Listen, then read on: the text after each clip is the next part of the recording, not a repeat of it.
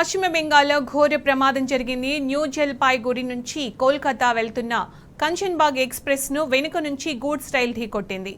ఈ ప్రమాదంలో 15 మంది ప్రయాణికులు మృతి చెందగా మరో 60 మందికి తీవ్రంగా గాయపడ్డారు. ఘటనా స్థలిలో సహాయక చర్యలను ముమ్మరం చేసిన ఎన్డీఆర్ఎఫ్, ఎస్డీఆర్ఎఫ్ బృందాలు బాధితులను స్థానిక హాస్పిటల్స్ కు తరలిస్తున్నాయి. అయితే గాయపడిన వారిలో పలువురి పరిస్థితి విషమంగా ఉన్నట్లు తెలుస్తోంది. మృతుల సంఖ్య పెరిగే అవకాశాలు కనిపిస్తున్నాయి. ఇక ప్రమాద నేపథ్యంలో పలు రైళ్లను రద్దు చేశారు అధికారులు.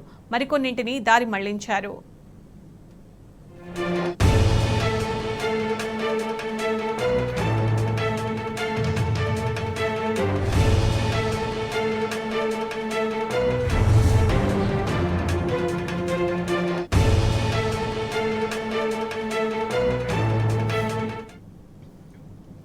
అస్సాంలోని సిల్చార్ నుంచి కోల్కతాలోని సెల్దాకు బయలుదేరిన కంచన్బాగ్ ఎక్స్ప్రెస్ న్యూ జల్పాయ్గురిలో ఆగింది. అక్కడి నుంచి బయలుదేరిన కాసేపటికి రంగపాని స్టేషన్ సమీపంలో ఎక్స్ప్రెస్ ను వెనుక నుంచి ఓ గూడ్స్ రైల్ బలంగా ఢీకొట్టింది.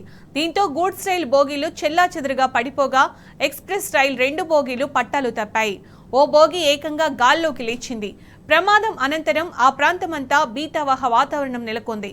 ఒకే ట్రాక్ పై 2 రైళ్లు రావడంతోనే ప్రమాదం జరిగినట్టు తెలుస్తోంది. అయితే గూడ్స్ రైల్ సిగ్నల్ ను పట్టించుకోలేదని ప్రత్యక్ష సాక్షులు చెబుతున్నారు.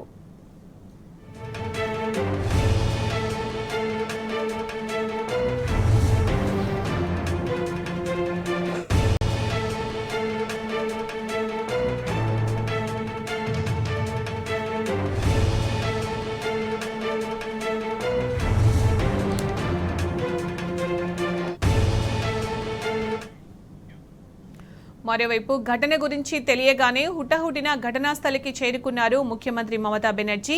ప్రమాదంపై రైల్వే శాఖ మంత్రి అశ్విని వైష్ణవ్ దిగ్భ్రాంతి వ్యక్తం చేశారు.